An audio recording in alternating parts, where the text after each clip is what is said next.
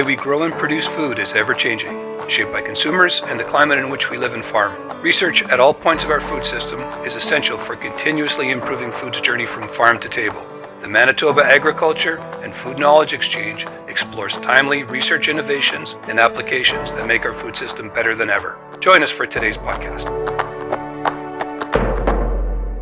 Welcome to the Manitoba Agriculture and Food Knowledge Exchange podcast. I'm your host, Jordan Sasiwa, and today we're going to be talking about greenhouse gases. This is a very important topic to get into, and especially an important topic to get the facts and the research right.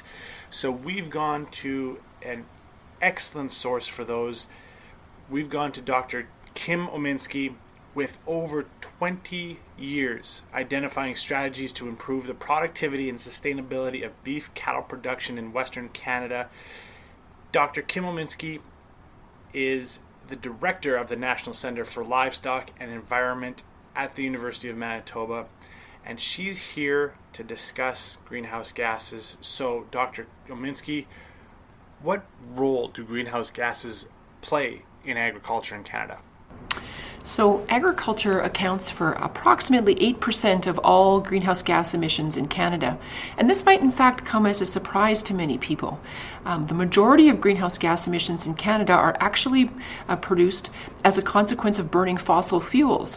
Now, those burning of fossil fuels obviously affords all of us, yourself, myself, a lot of luxuries, including driving cars to go to and from work every day, driving our kids to sporting events, music events, and other things. And I think this is something that more people need to know, is that it's quite a low number, and that's something that pointing that out is really important. That our food has to cost greenhouse gas. Right. So I think that it is a low number, but on that front, I would say that the ag sector continues to work, through improved management strategies to reduce that number even further. So, where does the greenhouse gas come from? Because I think that's a point of confusion for myself, and I'm not somebody on the farm. So, where do we actually see those greenhouse gases produced? Right. That's a really good question. So on livestock farms, greenhouse gases are produced from a number of different places. And actually, most of that comes from the breakdown of products. So for example, the digestion of feed, manure, and synthetic fertilizers. Those are all sources of greenhouse gases. If we want to focus on digestion of feed just for a moment, ruminants, all livestock like cattle, bison, that have 4 stomachs, have the capacity to break down these highly fibrous feedstuffs that humans can't eat. So this unique digestive system, the presence of a rumen, which is one of those 4 stomachs, allows animals to break down these highly digestive feeds, highly fibrous feeds. As a consequence of that breakdown, methane is produced. So really what cattle are doing is they're taking these low quality feedstuffs that humans can't eat, and they have the capacity to turn it into high quality protein. Yeah, and this is the interesting part to me. Your research and a lot of the research at the University of Manitoba and many other universities, you are all looking for ways to further reduce those emissions, correct? Yes, that's correct. So I would say that we are doing research to look at strategies. So we look at feeding management practices, we look at manure management practices. But I think it's also important to note that as a consequence of adoption of these on-farm practices, that the cattle industry, for example, has been able to reduce emissions by about 15% in the last 30 years. So that means it takes fewer animals and less land to produce the same number of kilograms of beef that it did 30 years ago. Now you might ask, do we have the opportunity to move even further than that? And I would say yes, we do. And that's why we continue to do research to identify what these management strategies might be to move that even further and make greater progress in that way. Let's take this a little even further. How are greenhouse gases actually produced from cattle? So As I said, cattle have this unique digestive system where they have 4 stomachs rather than 1, like humans do.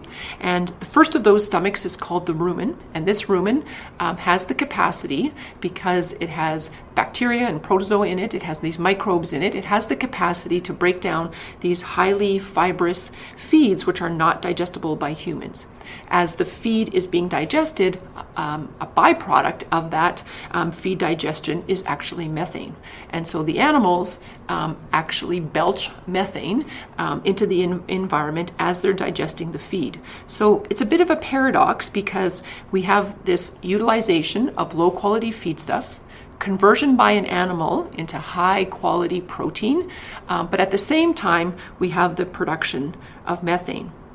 And it's the capacity to utilize these highly fibrous feedstuffs that offers several advantages from an environmental sustainability perspective.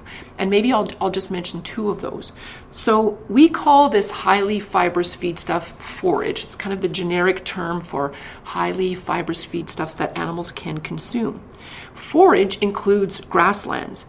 And when cattle graze grasslands, these grasslands are very unique in and of themselves in that they have the capacity to be able to what we call sequester carbon. So that means they can, as most plants do, they can take carbon from the atmosphere and they store it in the root mass of that plant.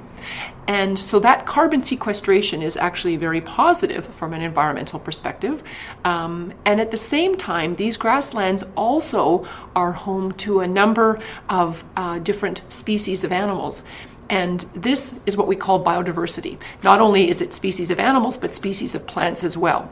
So these grasslands are very important for birds, for example, and for other ground-dwelling rodents. So these grasslands provide a really unique opportunity, and they need to be managed well in order to be able to sustain carbon sequestration and biodiversity, as an example.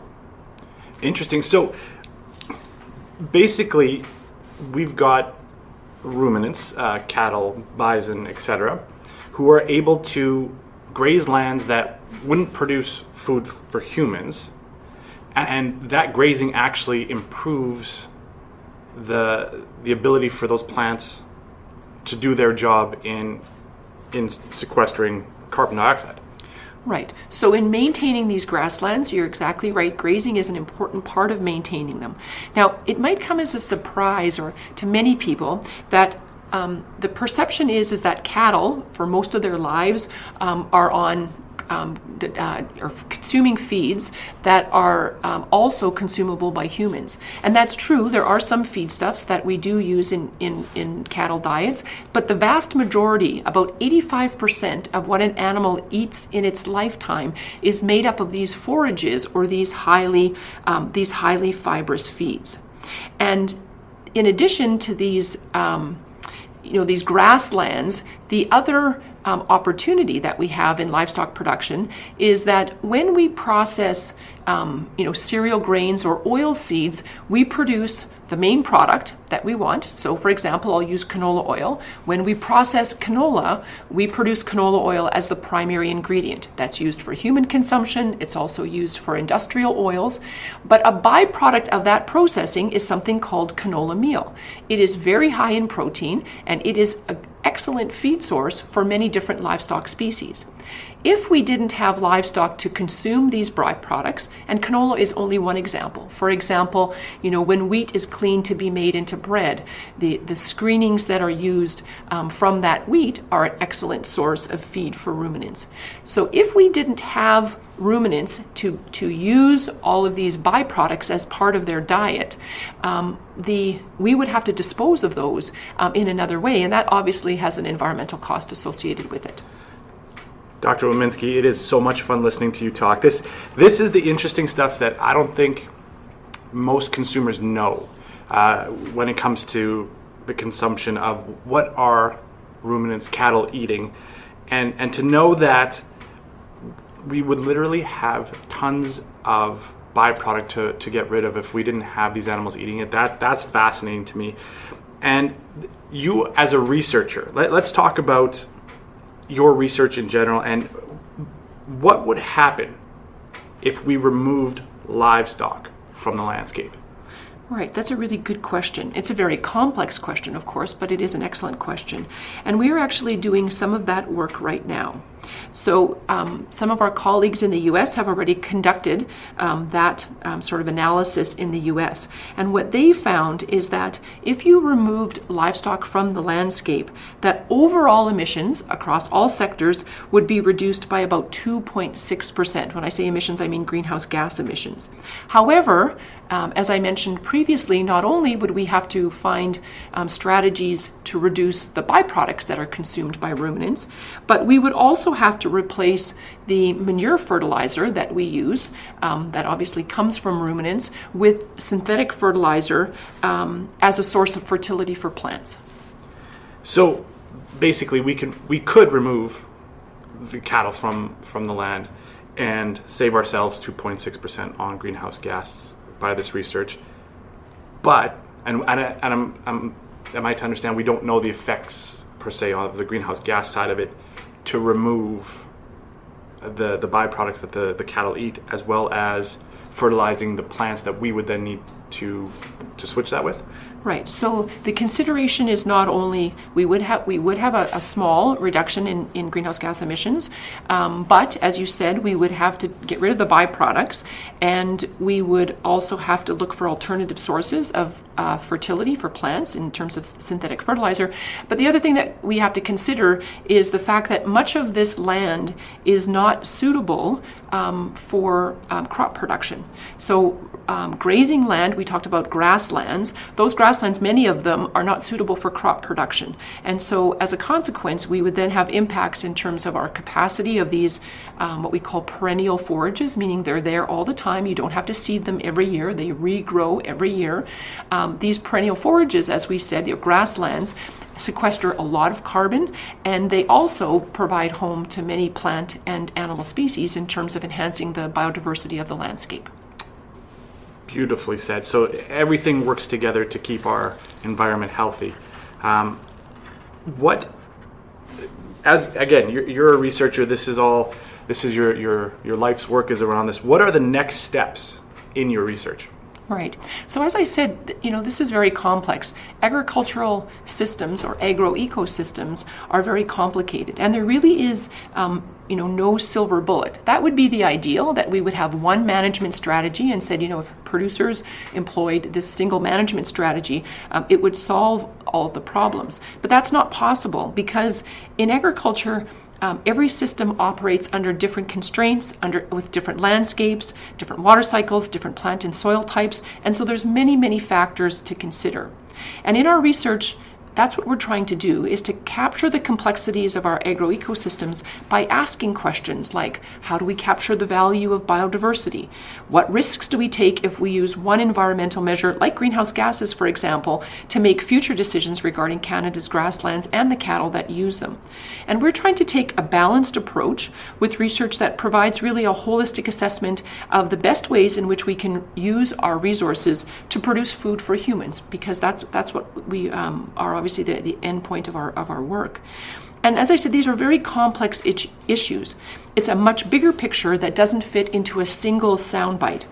Greenhouse gases, if we focus on one, greenhouse gases fits into a soundbite. Biodiversity doesn't. And really, as I said, we need to consider all of these environmental indices when we think about livestock production systems. So to clarify on that is, if I looked at you and said, solve this problem of greenhouse gas, that's one of those things that if my concern is the environment, I have to look at the big picture and not only greenhouse gases. Is that kind of the sum of this? Yes, absolutely. So we know there's management systems that we can use that would substantially reduce greenhouse gases in animals, but they might hinder biodiversity. At the same time, obviously, we can enhance biodiversity and then try to balance greenhouse gases within those production systems. And I think that's really our ultimate goal is, because fewer and fewer people have the luxury of being connected to where their food is produced, they really genuinely just want to know more. And finding balanced information in order to be able to answer those questions is not as easy as you would think. So as researchers, our job isn't to convince consumers what to eat or how to eat it, but it's really to provide information and then to help them think critically about the food that they eat and how it's produced. Presently, we have a few pieces of the puzzle put together, but we're really just starting to tell the whole story. I love what you said there, that as a researcher, it's not our job to convince you what to eat. It's to provide the information. That to me, I am so grateful that you and the team at the University of Manitoba, that's how you look at it, and that's what you guys are doing. The team is phenomenal, and I really appreciate your time today explaining greenhouse gases and the role of biodiversity. I appreciate your time. Yes, thank you very much, Jordan, for the opportunity.